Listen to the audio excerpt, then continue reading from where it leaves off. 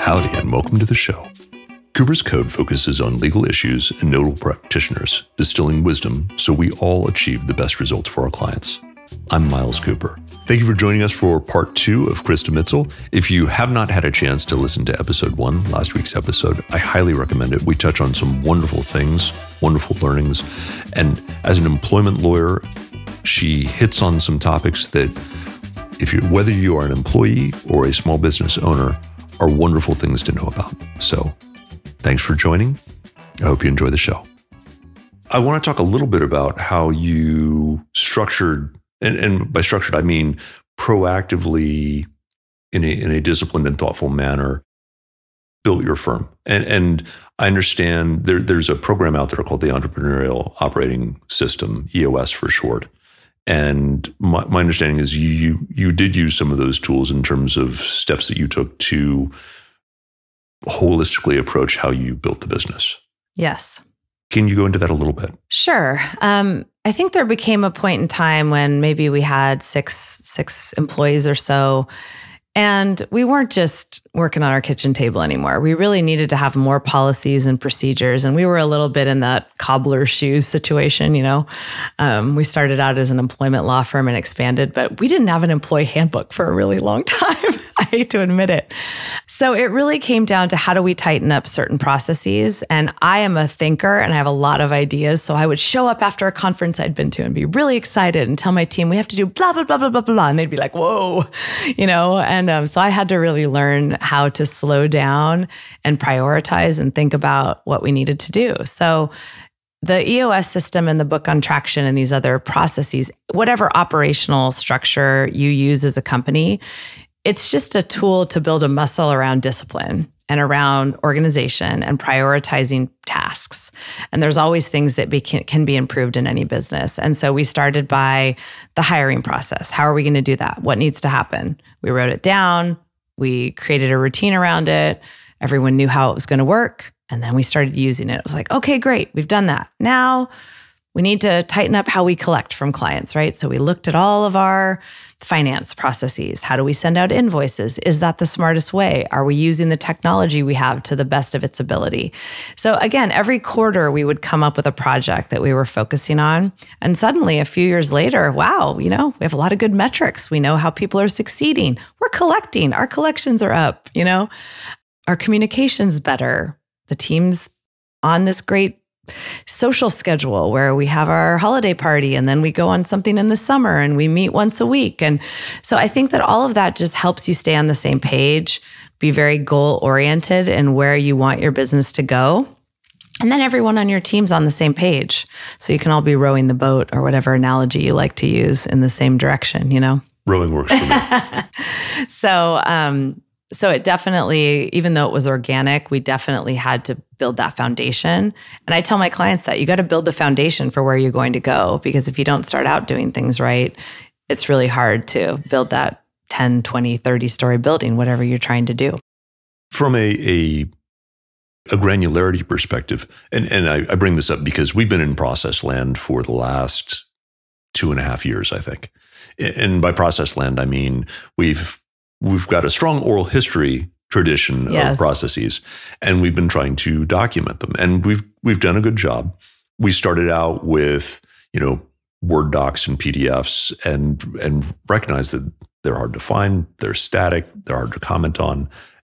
What path have you found to be best for processes as you've been building these pieces out in your firm? Well, we're not much different, but we really try. So we have really explained to everyone where they can find documents and send things out via email using Google Docs and other more, of the moment technology to be able to communicate with the team. But really it's about communication. So if you tell everyone where you save something and you repeat it over and over, and they learn that when this happens, they do this and they go here, they're going to do it, especially if you do it and you set the example and you don't forget about it. Right? So I think it's about not making too many changes at once, because people don't like change. Again, I will always have a job because change is hard, right? And people are scared of change. And so when you're going to roll out a whole bunch of new things, you can't do it all at once. What's the highest priority? Do that first, let them get used to it for a few months, but then tell them, hey, this might change. If it doesn't work, we might do something else. Give them a heads up, because the brain needs time to think through these things. So whether it's in how you manage your employees, how you run your business, how you lead, it's important to let other people catch up, especially if you're the leader. And most of the leaders I know are quick. They pick up things a lot quicker than most of their people, even though they have smart people on their teams. So I think just slowing down and really prioritizing, being thoughtful about what change is going to have the biggest impact on your business is where you should start. And don't get overwhelmed. One thing at a time. And the joke about, everything's all over the place and no one knows in the oral history, we call it a red book, right? They say, what would happen, if Miles got hit by a bus? Could the firm continue on? So you really want to find a way that if you died or your director of operation died, like, what's your backup plan? How's the firm going to continue on? And so think about it in that way. But again, people don't like to think about that either. So sometimes you just have to address some of these challenging areas to be able to be prepared for the worst case scenario. I agree that is true. And I think that one of the things that happens is most lawyers don't think of themselves as business people per se. I mean, and they aren't. Let's just call it out. Most lawyers are not business people. But they find themselves in the situation of whether they're a solo with a paralegal or suddenly a solo with a paralegal with an associate with another paralegal and a clerk. And all of a sudden, you're a business owner. Yep. And that's where the Mack truck, we call it the Mack truck problem, not the hit by a bus problem. But the Mack truck problem becomes harder, because at what point are you large enough that you really need to have this in place? Well, acceptance is the first step. So I think that you I've heard this one before. I actually talked to a small business the other day. They do damages consulting, and they're going to have 3 employees. So they're really thinking through, what do I need to have? And I said to them, you know what? When we're in professional services and you're hiring people from big firms, they have a certain expectation about what you're going to offer them. What's the pay?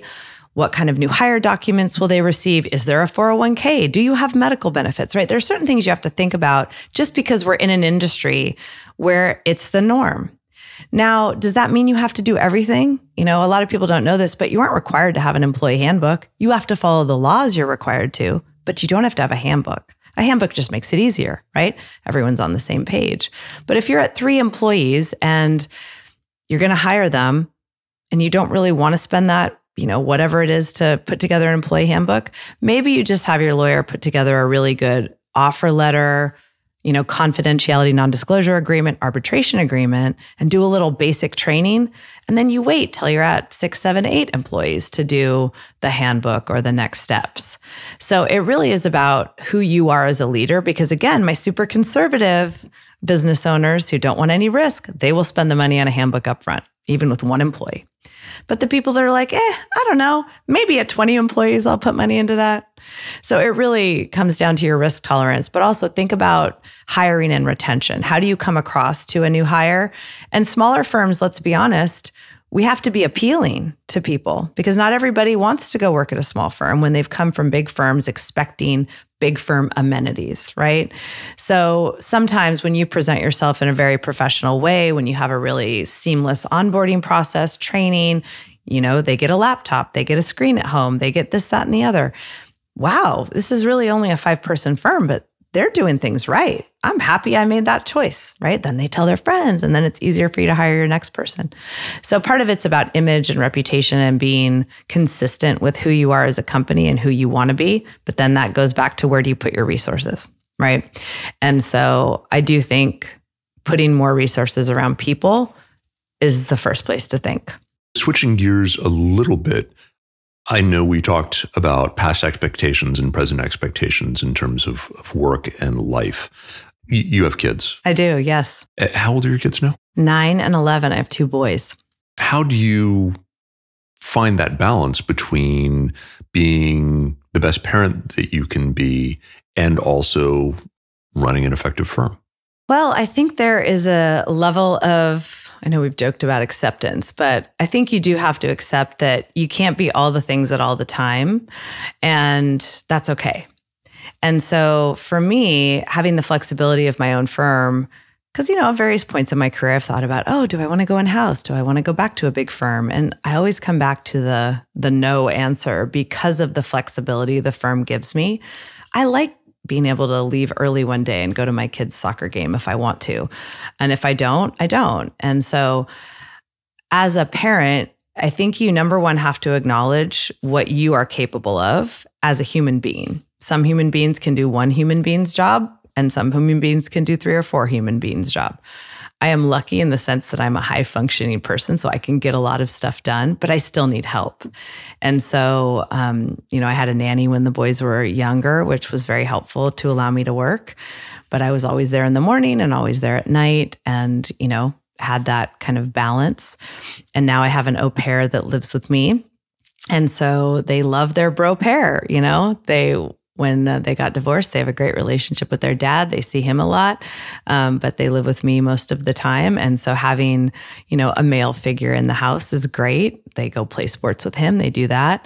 And I have to be okay with that. I'm not going to be at everything. But I tell the boys that. I always tell them, hey, it's your choice. I can't be at everything. Your mom works. However, if you tell me you really want me to be at something and you give me enough notice, I will be there. And so they really do communicate with me about, you don't need to come to practice, Mom, but this practice is special because we're doing this extra cool thing. So I really try to communicate with them about what I'm doing. COVID was a hard time for parents, though, because my kids have really pushed back lately about, why do you have to go to San Francisco so often? Right? Back in COVID, we were home all the time. So they are still getting used to the idea that I'm not there all the time. So I think it's really about being kind to yourself, accepting, and then doing what you can to help your kids and be there when you need to be. But it's not easy. And, my older son has ADHD. And so there's a lot of meetings at the school and communication. And do we need this support and that support? So you just have to kind of constantly be there, participating, learning, pivoting. I do my best. I follow some people on Instagram that make me feel better about myself as a parent. And, I really just try to spend the time I do spend with them, which I actually really do spend a lot of time with them. It's just quality time, right? Really put your phone down, focus on your kids, do what you can. And if you need to work, you need to work. And so I just tell them that. I said, hey, I need another hour. Go play some more soccer. And then we'll get together at this time. But when I tell them that, they hold me to it. So I really have to follow through on what I say. But I'm learning too. I don't know. I think I'm just going to have to put a budget aside for their therapy one day, like everyone else. So no matter what you do, You're joking. And I think there's an element of truth. There is, because all the kids that have stay-at-home moms could give 2 shits that their mom's always around. And then the kids that have working moms are always like, why aren't you here more? But if you flipped it, they'd still bitch. So you know what? That's just what kids do. So some of it's just about accepting children. And they're young and they want you when they want you and they don't when they don't. And so just be kind to yourself. If you think you're doing a good job, you probably are. Most people I know are really good parents and doing their best. I do think that most people are doing their best. Yeah. As long as you're not doing the bad stuff, don't do the bad stuff. But, be a kind, loving parent and make it work for you. As we talk about being a present parent, you've taken certain steps to make sure that you have tremendous flexibility as far as that is concerned. And I say tremendous flexibility, you work a lot, but you can have significant control over when that happens as opposed to responding to a demanding employer's needs. So as you created that route for yourself, how did you make the decision of going from lone wolf or lone wolf with an associate at a kitchen table to getting that level of independence? Well, I do think you can't scale without a team. It's really hard to scale yourself, especially in the lawyer profession, because we only have time to sell. And there's only so many hours in a day. So you really max yourself out if you're your only commodity. And I am not a lone wolf as a person. So I think you always have to look in the mirror at, who are you? If you're a lone wolf, then go off, recreate your income, do what you need to do yourself and be happy with it. But if you're a team player kind of person and you like a group, you either need to work at a big company, work at a firm, or you have to build your own firm. and you have to build your own team. And I do not like being alone. I was an only child. I always wanted people around, and I love working collaboratively, and I wanted that. And I also am a, entrepreneur at heart, a scaler. I really want to grow. And there are certain inflection points at which you need to be at your maximum capacity to make the most of the resources you have. And I love that challenge. So I love the growing the business side as much as I love the delivering great work. And so I knew I wanted a team. I knew I wanted to grow a business. I knew I wanted to challenge myself because that's just who I am as a person. And you described 3 different buckets before. I read a book, and I won't be able to cite it, that described those buckets as finders, grinders, and minders. Sure. And it sounds like you have the capacity to do all 3, as most do-it-yourselfers do. Do you have one that you tend to gravitate more towards than another? I like them all for different reasons, but I really enjoy the connection I get from the business development piece. I'm good at it. I love meeting new people. I love putting people together. I love figuring out how to solve their problems, which then makes me love the legal part. The legal part of the job really gets me into, how do I fix this problem? I want to make it better for them. But I also love the strategy. I love mentoring. I love thinking about where can we go next, challenging the team, getting their buy-in, figuring out how do we get there. So for me, I am pretty multifaceted in what I like to do. But I guess if I had to pick one job, I love the CEO job. I really do love the leading the team and inspiring and strategizing and figuring out where we go next. I have so many ideas. But I like all the jobs. And you touched on the business development side. What routes have you found successful? And part of this is the learning that other people can take away as they evaluate what they might want to do. What routes have you found successful for you in the business development side? I think this also comes back to know thyself and how you show up. We all business develop differently based on who you are as a person. If you're more extroverted, you might have one style. If you're more introverted, you might have another style. I also think it's the kind of business you do. Are you a B2B business? Are you a B2C business? Who are your ideal clients and how do you connect with them? And so I think once you acknowledge the basics about who you are and who you need to connect with, then I think you put your resources into a few things and you see how it goes. And it doesn't happen overnight. You have to build those relationships over time. So there's some patience that's involved, but really be strategic about who you spend your time with. Think about, maybe one exercise I tell everyone to do is, where'd you get your last 5 referrals from? Write down those, not the people, or I guess you could write down the human beings and their names, but also write what are their professions if they're business colleagues. And then write, what were the last 5 referrals you gave out? Who did you need to send your clients to? And then write down those human being names. And I always joke that you have to have a twofer. You can't just do one thing at a time. So if I'm going to go out, I like to go on a walk with a business colleague who we might do business together, right? See how many layers of connection you can get. But there's a lot of people to do business with. You don't have to do business with everybody. Do business with people you'd actually want to go on a walk with, have a drink with, eat dinner with, do something fun with. Because in all likelihood, if you like that person and your clients like you, your clients are going to like that person. So when your clients ask for an introduction for a resource they need, you want to be able to give them a few names of people that you really like and trust and know. So I think that I've been successful in identifying who are the people that in their careers, they're good kind of power partners for me. And then who are the people I actually like to spend time with? And how do you activate your clients, your friends to take it to that next step to say, you should meet my friend Krista. She can really help your business on the employment law side. She's got a lot of great ideas. I think she'd be a really great resource for you. And don't be afraid to talk about your work. I've gotten great referrals from parents at my kids' school, from, colleagues I haven't seen since law school have referred me. And because I always ask the person that calls, who can I thank for connecting us?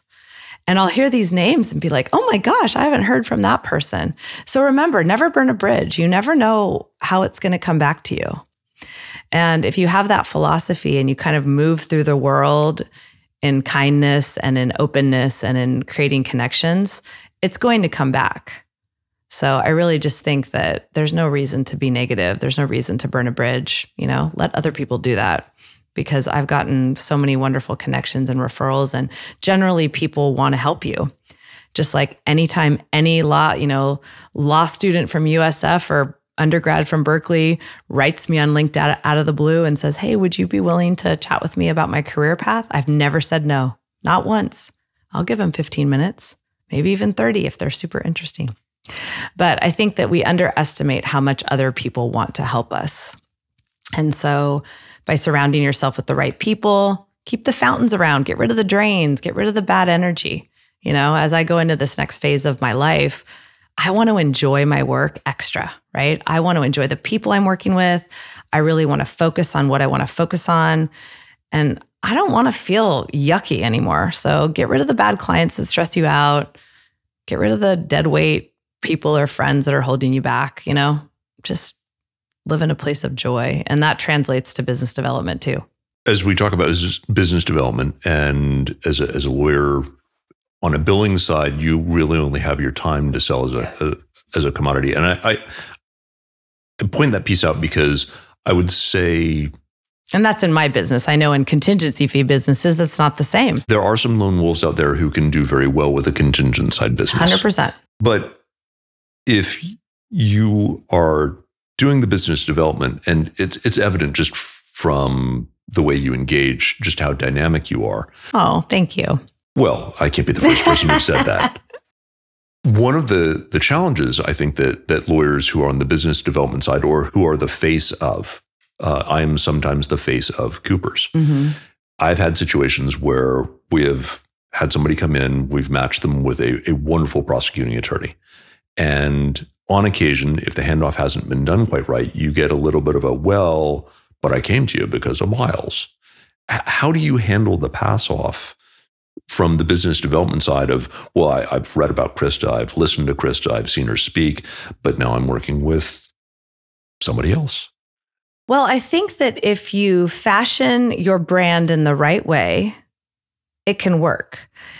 And what I mean by that is you need to know who you are as a firm. How do you want to show up with your clients? What is your value proposition? What can clients expect from you? And when I bring new lawyers on, I not only try to source people who I feel can be more entrepreneurial and business-minded as well as good lawyers, but I also train them that way. So it doesn't just happen overnight. You have to train your team how to show up, right? What is the expectation? How often are you communicating with clients? What is the tone of the communication? And I know that a lot of people will just brush it off and say, well, I hired a smart, experienced person. I shouldn't need to tell them that. You absolutely need to make it explicit. You need to make explicit everything that's expected of them, from their physical image, how they show up on Zoom, their lighting, their background, how they speak with clients, how they write emails to clients. What is your firm's brand? What is the tone? Are you the bulldogs that fight every fight? Are you really congenial? Do you get really granular into the data? What is your style? And make sure everyone understands that. And then when you onboard a new client, make sure they know right away how it's going to work. We train clients early on that we have a team, and the right type of attorney, the right level of attorney, the right person will handle the right project. And yes, everyone can always call me, and I give my cell phone to everyone, which may or may not be a mistake, but they like it because on the stickier questions, they will pick up the phone and call me. But then your rate should reflect that, right? When you're someone who can pick up the phone and in a half an hour give the value of a really important answer that just saved them potentially a lawsuit, it's okay for your rate to be higher.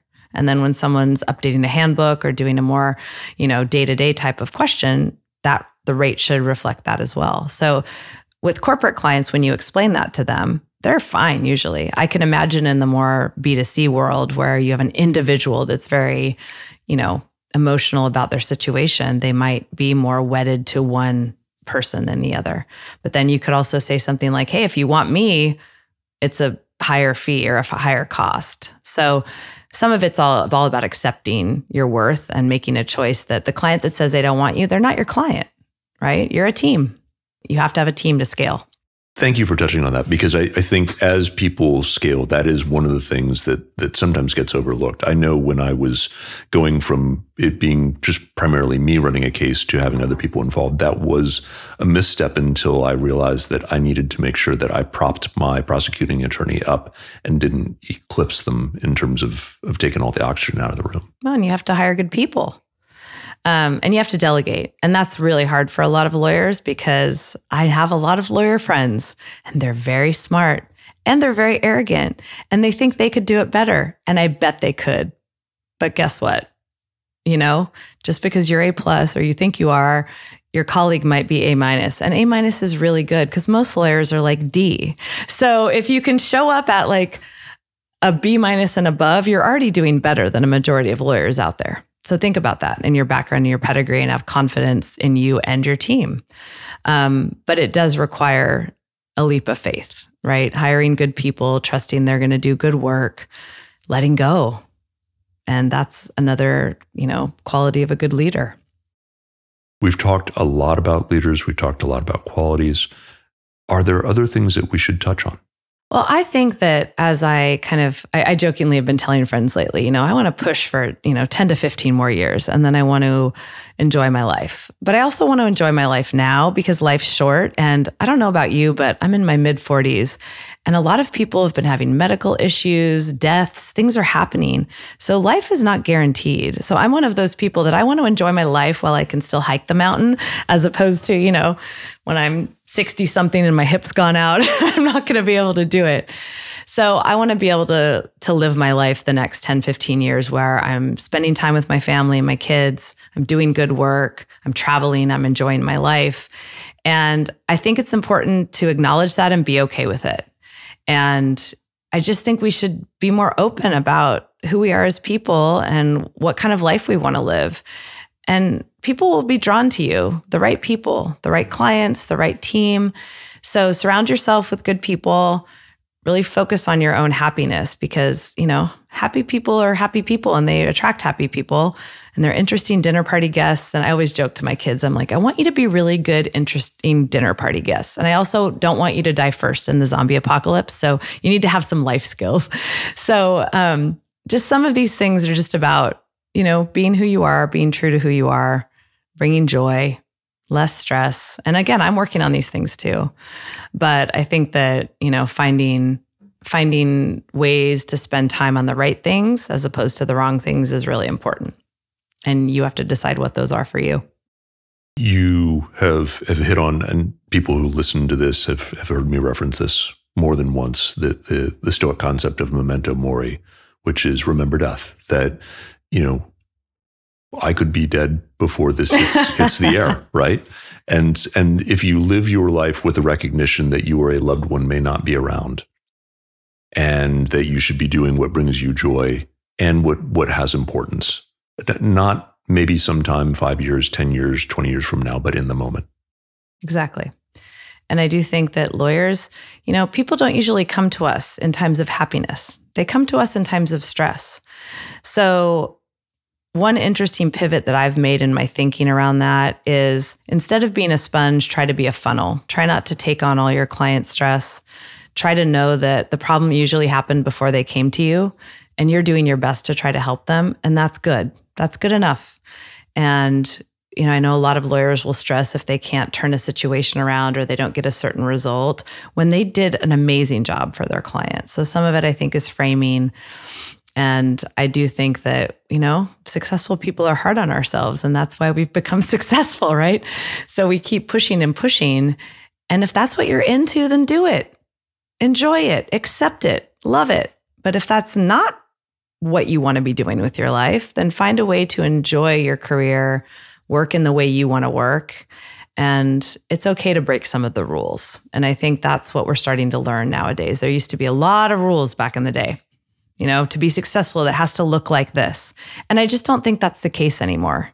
And I think that that's also acknowledging what other people think of you. And some people might be like, oh, well, you're doing it that way. Is that working? And it's like, your own success will speak for itself. You don't necessarily need to go around touting what you're doing, but, people care about what other people think. So we should probably do that a little less too.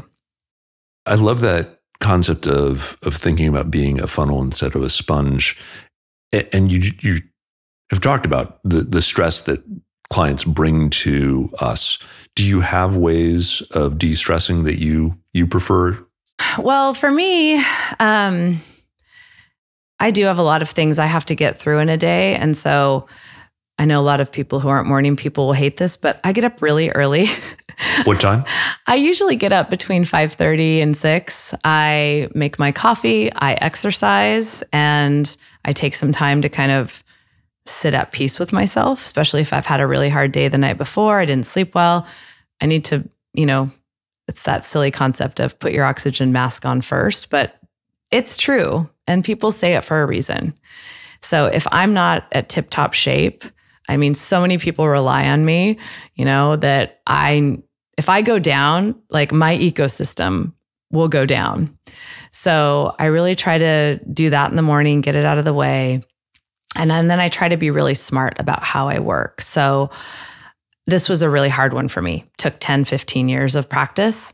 But if you've heard the concept of the eat the frog or try to, just take the bull by the horns, get the hardest thing done first, don't be afraid, don't procrastinate, do the thing that's plaguing you first. It will make you feel better. And once you start building a muscle about getting over the fear of, I don't know if I have energy for this, I try to do what has to get done first. And I don't always succeed, but I succeed enough that it's working. And I get through a lot in a day. But then you have to reframe. And at the end of the day, I need to sit and I need to say to myself, wow, I got a lot done today. Even though I know in the back of my head, I'm like, I have so much more to do. Whatever you got done has to be enough. Because if you're constantly telling yourself, I didn't do enough today, you just become a drag and you're negative and you're never happy with yourself. And it's just, nobody wants to be around that. So I'm trying to, teach myself that lesson that when I'm done, I'm done. I get to rest. I read a lot. Some people watch TV, some people do puzzles, do whatever it is you like to do. But find what works for you in terms of your routines. And, do you do Wordle at night with your significant other? Do you play solitaire? Do you just go veg? Do you meditate? I think everyone de-stresses in different ways, but you've got to have whatever works for you.